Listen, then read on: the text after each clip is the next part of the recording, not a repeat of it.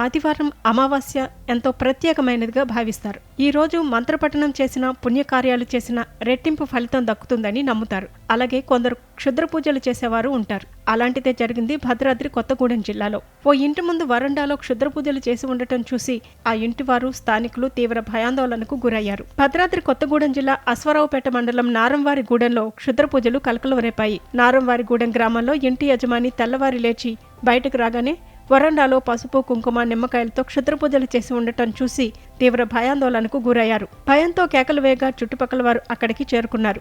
అక్కడి దృశ్యాలను చూసి స్థానికులు సైతం వణికిపోయారు. అల్లాడి పద్మ అనే మహిళ తెల్లవారుజామున ఇంటి వరండా శుభ్రం చేస్తుండగా ఒక ఎర్రటి గుడ్డలో ఉంచిన ఒక జంతు పుర్రె, నిమ్మకాయ, పసుపు, కుంకుమ, నిమ్మకాయలు ఉండటం చూసి భయంతో కేకలు వేస్తూ చుట్టుపక్కల వారందరినీ పిలిచింది. అక్కడికి చేరుకున్న స్థానికులు వరండాలో ఉన్న సామాగ్రి చూసి ఆశ్చర్యపోయారు. అమావాస్య ఆదివారం కావటంతో ఎవరో క్షుద్ర పూజలు చేశారని గ్రహించి తీవ్ర భయాందోళనకు గురైన వారు పోలీసులకు సమాచారం ఇచ్చారు. సంఘటన జరిగిన ప్రదేశానికి స్థానిక పోలీసులు చేరుకొని విచారణ చేపట్టారు.